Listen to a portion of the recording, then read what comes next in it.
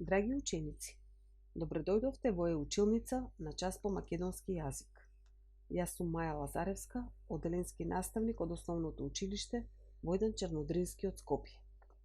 На овој видео час ќе се запознаеме со наставната содржина од документот Декларацијата за правата на децата.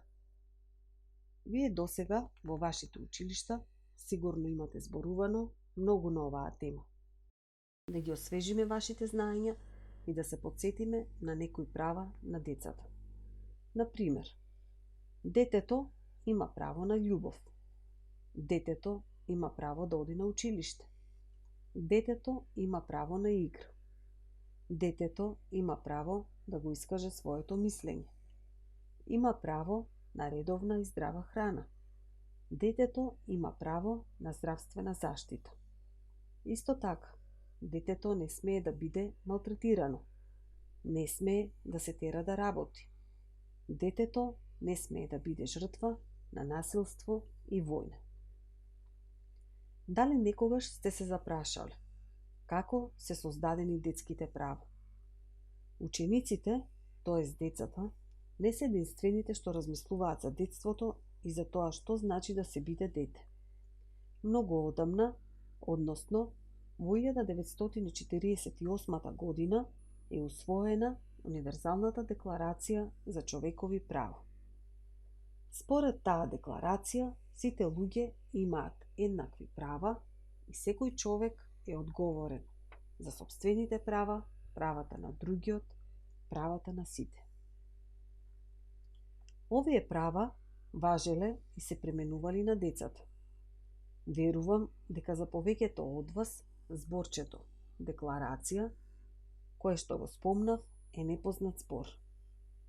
Верувам дека на вашите часови, кога сте зборувале за правата на децата, повеќе сте го употребувале зборот конвенција. Која е разликата? Декларацијата представува официјален документ во кој нешто јавно се кажува. Конвенцијата е посилна од декларацијата, односно, конвенцијата представува обврзувачки договор меѓу државите. А тоа значи, државите кои ја потпишале конвенцијата треба да соработуваат и да действуваат во најдобар интерес на детето. Конвенцијата за правата на децата се однесува на сите деца во светот.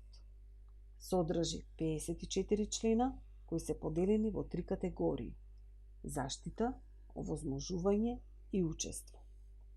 Еве пример како изгледа дел од Конвенцијата за правата на децата како пишан документ. Да го прочитаме. Член 1 вели: дефиниција за дете. Дете е секој човек кој не навршил 18 години. Прочитајте и вие некој член од Конвенцијата по ваш избор. Што е важно? Учениците, родителите и наставниците треба да ја знаат Конвенцијата за правата на децата, тоест, текстот е достапен и може да се прочита и да се разбере истиот. Треба да ја практикуваат, односно, правата не се учат напамет, туку важно е тие да се применуваат. И треба да ги знаат механизмите за заштита на правата на децата, а тие се однапред дефинирани. На децата им се посветува внимание во текот на целата година. Меѓутоа, месецот октомври е посебно значаен.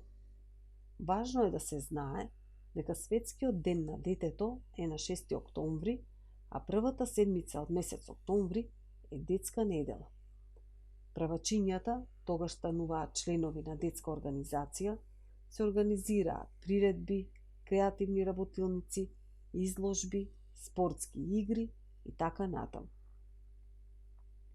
Досега зборувавме за детските права, но важно е да се потсетиме дека освен права, децата имаат и обврски, тоест должности. Правата треба да се почитуваат, а должностите да се извршуваат. Така, детето има право на образование, но има обврска да ги извршува училишните задачи. Детето има право на љубов и разбирање, но има обврска да ги почитува родителите. Детето има право на слободно време и игра, но има обврска да ги почитува правилата на игра. Има право на живот во чиста околина, но има обврска да се грижи за околината. Детето има право да го каже своето мислење, но има обврска да го почитува туѓото мислење. Сигурна сум дека вие ќе се потсетите на уште некој пример. Следуваат активности каде ќе биде потребно да ги искажете вашите размислувања. Па да почнем. Децата имаат право на правилна исхрана и чиста вода за пиење. Вие знаете што се подразбира под правилна исхрана, што е здрава храна, чиста вода и зошто е таа важна за развојот на едно дете. Размислете и одговорете на прашањата. Дали знаете за случаи каде што ова право не им е загарантирано на децата? И на кој начин можете да им помогнете? Понатаму, децата имаат право на здравствена заштита. Грижата за здравието на децата е секогаш на прво место. Меѓутоа, на секој од вас му се има случајно да се разболи. Кога сте болни, имате право на помош и на грижа што ви е потребна. Но за своето здравје треба да бидете одговорни и вие децата. А решете ја следната задача така што ќе изберете од понудените одговори. Јас се грижам за моето здравје така што јадам здрава храна, редовно спортувам, по цел ден седам пред компјутер или телефон, шетам на чист воздух, спијам помалку од 6 часа. Сигурна сум дека направивте правилен избор. Децата имаат право и на образование. На секое дете, местото му е во училиштето. Таму децата учат и се стекнуваат со нови знаења. Да видиме што ќе се случи ако ова право им е нарушено. Пример. Ако не одам во училиште, тогаш нема да научам да читам и пишувам. Следејќи го овој пример, дополнете ја реченицата. Ако не одам на училиште, тогаш децата имаат право и на слободно време и игра. Секое дете има право на одмор и слободно време за игра. Тоа е омилен дел од денот, кој што може да го исполните со активности кои ви се допаѓаат, ви интересираат, сакате да ги правите без разлика дали се работи за некое хоби, спорт, игра со другарчињата.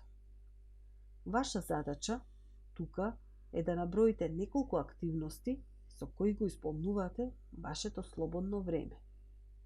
Во слободно време сакам да, пример, возам велосипед. Децата имаат право и на заштита од секаков вид на експлоатација. Ова значи дека ниедно дете не смее да биде малтретирано, експлоатирано или запоставувано. Ниедно дете не смее да биде присилено да врши работа штетна за него. Размислете и одговорете. Дали познавате деца кои што не одат на училиште затоа што се принудени да работат? Што мислите? Што им еускратено на овие деца? Некогаш децата имаат потреба да побараат помош кога ќе се соочат со некој проблем, потешкотија или слично. Тогаш најпрво треба да им се обратите на своите родители или возрастни членови во семејството. А помош може да побарате и во училиштето од вашите наставници. За да може да им се помогне на децата, е формирана и првата детска амбасада во светот, Меѓаши. Се залага за почитување на детската личност преку заштита на нивните права и застапување на детските интереси. Исто така, постои и SOS телефон, кој служи за помош и поддршка на децата. Следува една многу убава приказна Девојчето со количката. Слушајте ја внимателно.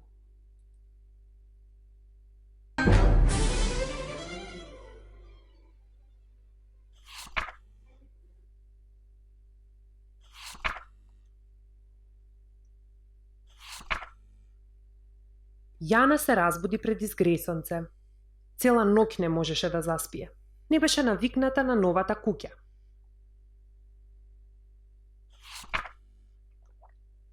Откако појадуваше, Јана се одвезе во својата количка блиску до прозорецот. Таа ги гледаше децата како се собираат во училишниот двор.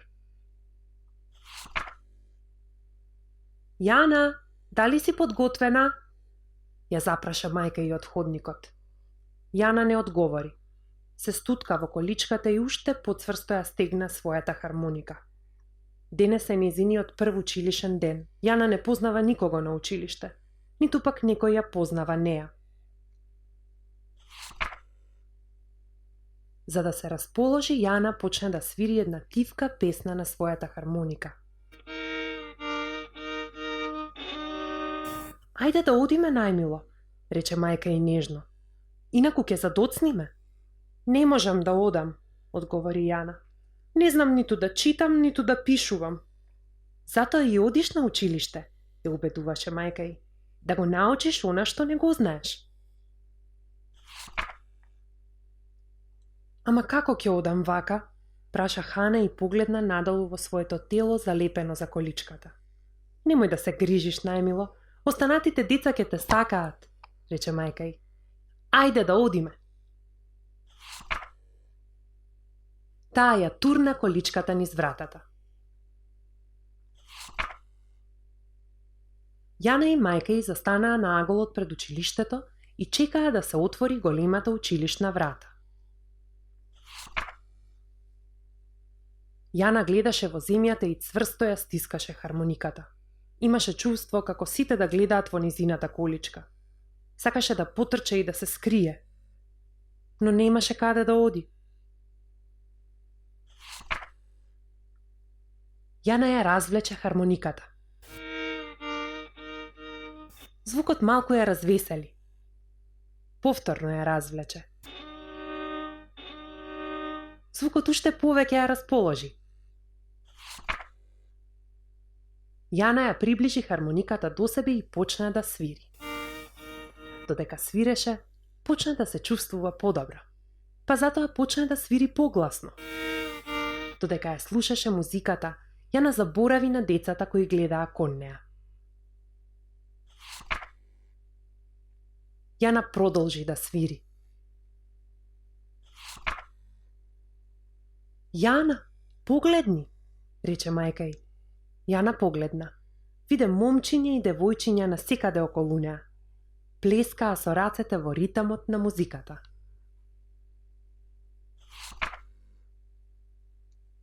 Твојата музика е толку весела, рече едно девојче. Ми се допаѓа, извика едно момче. Имаш волшебни прсти, додаде друго девојче. Можеш ли да ме научиш да свирам на хармоника?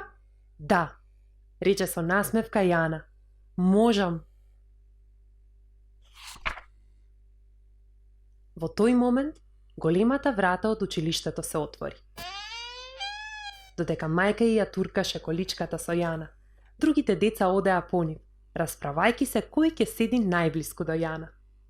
Јана продолжи да свири на хармониката, додека се движеше низ училишните ходници. Денес ќе биде прекрасен ден. Се надевам дека ви се допадна приказната. Следува домашна задача. Состави расказ според илустрација. Разгледај ја внимателно насловната страница од сликовницата. Не треба да ја опишуваш, туку во врска со неа да смислиш случка, доживување, чувствување, желба, средба или нешто друго што ти ќе го избереш. Според содржината, дај му наслов на расказот. Прочитај го расказот на некој возрасен член во семејството. И на крајот, ќе ве замолам, секој од вас да одговори на следните прашања. Што научив за детските права? Како ги доживеав? Каква иницијатива умеам да преземам сега? И запомтете, секое дете има право да ги знае своите права.